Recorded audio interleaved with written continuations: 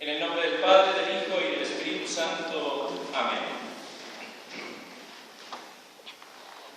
Dice San Pablo en la epístola de hoy una frase que es cierto que se ve como empañada por ese gaudete, alegraos siempre. Lo vuelvo a repetir, alegraos.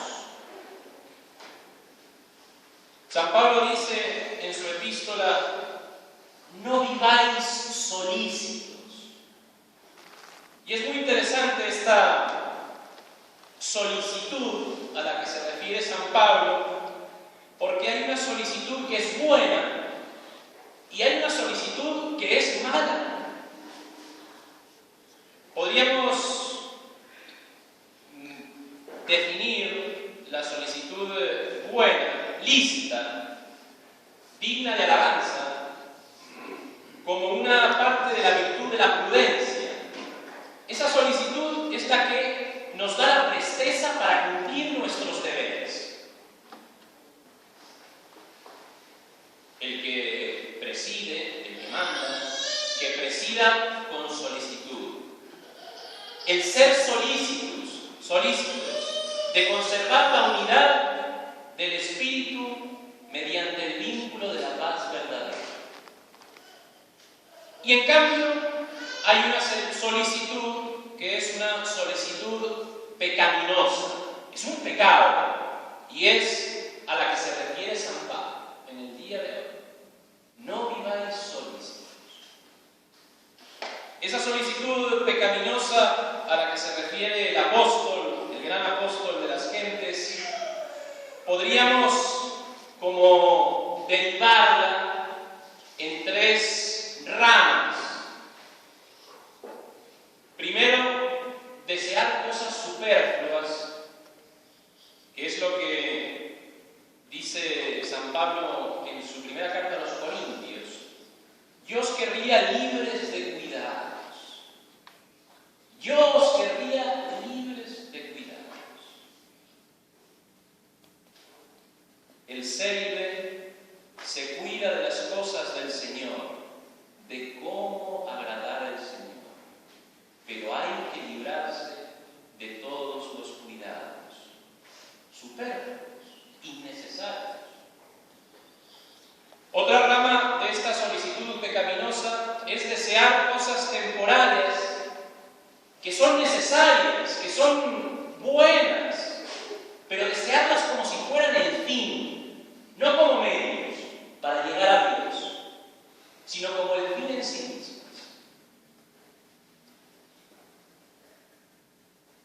Dice también San Pablo a los Corintios, en esa misma capítulo 7, el casado ha de cuidarse de las cosas del mundo, de cómo agradar a su mujer, y así su corazón se encuentra dividido.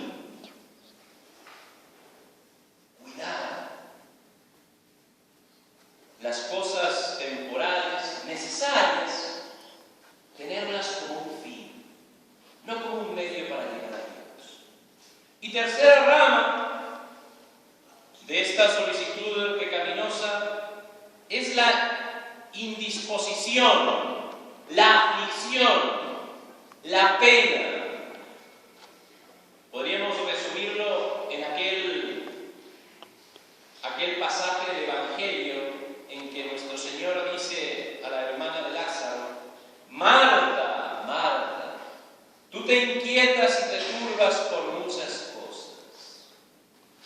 Te inquietas y te turbas por muchas cosas. Es una solicitud con turbación. Podríamos ver ese celo amargo en las palabras de Marta, nuestro Señor. Mira, yo haciendo todas las cosas y mi hermana ahí, sin ayudarme.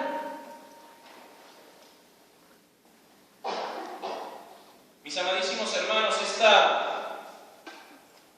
esta solicitud que San Pablo condena tiene bastantes efectos en nuestra vida. Tiene efectos inmediatos y efectos mediatos. efectos inmediatos los podríamos resumir en tres. Esta solicitud aumenta el temor por los negocios particulares, por los asuntos públicos, ese temor que uno tiene precisamente por las cosas que suceden. Por eso uno solícito, con turbación, tiene ese efecto, el temor, andar temeroso. Después podríamos decir que esta solicitud aumenta el mal actual, aumenta como actual el mal futuro. Es decir, vemos el mal que se viene y lo acercamos hacia nosotros, lo representamos como actual, nos preocupamos del porvenir demasiado y después disminuye la esperanza. Esta solicitud mala, pecaminosa de la que habla San Pablo, disminuye nuestra esperanza. Después hay efectos mediatos, podríamos decir a largo plazo, en esta solicitud pecaminosa. Primero, que disminuye nuestra confianza de hijos en Dios. El condenado por desconfiado disminuye nuestra confianza en Dios. Dios está ahí. Él dirige todos los siglos. Y nosotros, por querer ir más rápido que Él, desconfiamos de Dios. Disminuye la fe. ¿Por qué teméis, hombres de poca fe? Les decía nuestro Señor a sus apóstoles. ¿Por qué has dudado, hombre de poca fe? A San Pedro, cuando lo invita a caminar sobre las aguas.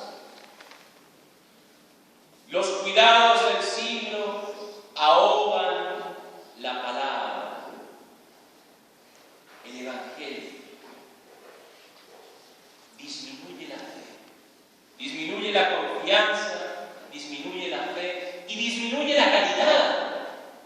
Esta solicitud por las cosas de este mundo, con turbación, ese celo amargo, disminuye la caridad. Dice nuestro Señor en el Evangelio de San Lucas: estad atentos, vigilantes, no sea que se emboten vuestros corazones por las preocupaciones de la vida.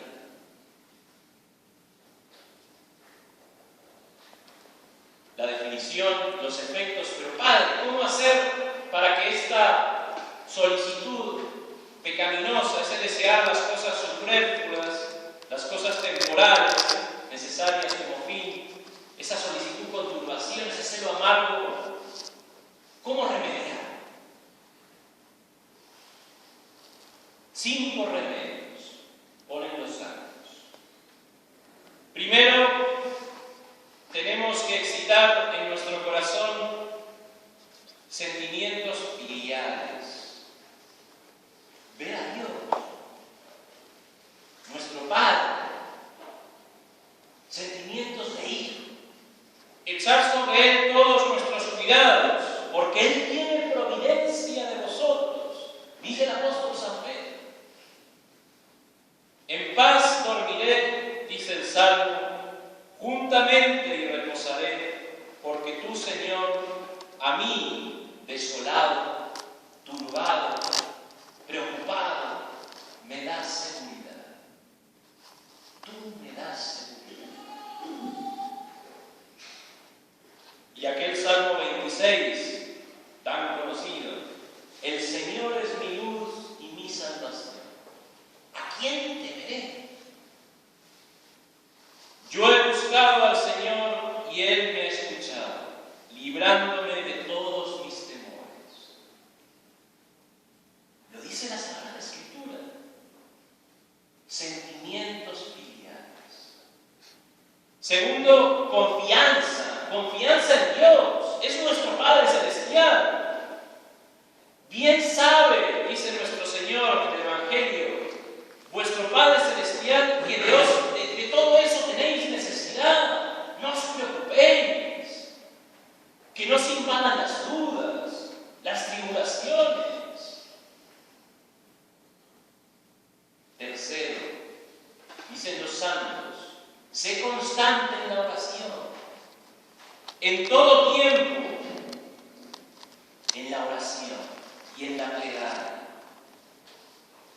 Por la oración se llega a conocer más la voluntad de Dios, y especialmente en tiempos de ejercicios espirituales. Por eso los sacerdotes nos dicen tanto, vayan, hagan ejercicios, porque en tiempo de tribulación, en tiempo de una enfermedad importante, de sufrimiento, en oración conocemos la voluntad de Dios, la profundizamos.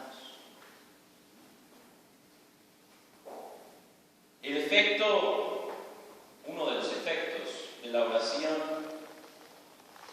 es la paz del alma, la carencia de solicitud pecaminosa.